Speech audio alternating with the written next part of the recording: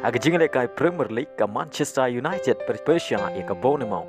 Aba pai sha ka jingle kai ka Manchester United kala yo pen kijar nengkong tang ha ka minit ka ba arpeu lai lengba u Casemiro. Bat ya ka bol lai rapen bu da Eriksen. Aga kelamit ka ta ka minit ka ba sau peu kandai ka Manchester United kala yo biang ban thep ya ka gol ka ba ar ka jongka lengba u Shaw. Bat ya ka bol lai rapen bu da Garnacho. Bat Shah berkut ke jingle kai ke Manchester United kala yo biang bentep ya ke gol ke balai ke jongka lengba u Rashford. Bat ya ke bol lai rapen bu dau Fernandes. Adu berkut ke jingle kai ke Manchester United kala la bet belim ya ke Bournemouth dan lai lanot.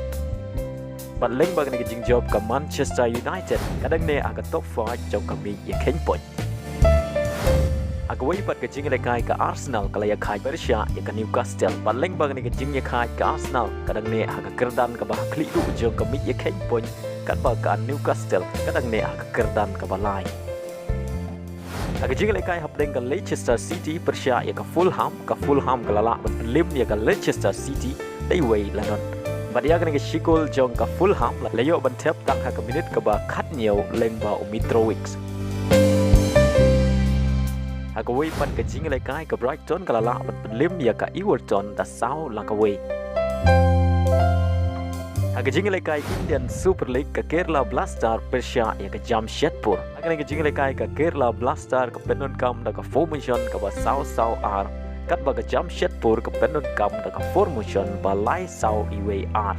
Aba pai sha ke jingle kai ke Kerala Blaster kala yo pen ki jar nengkong tang ha ke minit ke ba kendai lengba u Apostolos.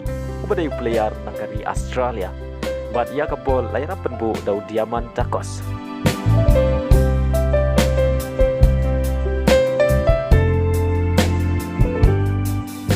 Batang Hadien minit kata ke minit ke bakat nyo ke Jamshedpur kala yo pen sikuliang ya ke shikol jong ke Kerala Blaster lengba u Daniel Chima ubadai negeri Nigeria. Bat lengba ke gol penya kai ke jingle kai ke dang kamshok shit shushu. Đây là minit ke balai peway ke Kerala Blaster kala yo ba tap ya ke gol ke ba ar ke jongka lengba ke penalti. Bat ya ke penalti la kenjat tau Diamantakos. Bat hadu bukut ke kela step ke Kerala Blaster kala tam ya ke Jamshedpur da ar la kawai.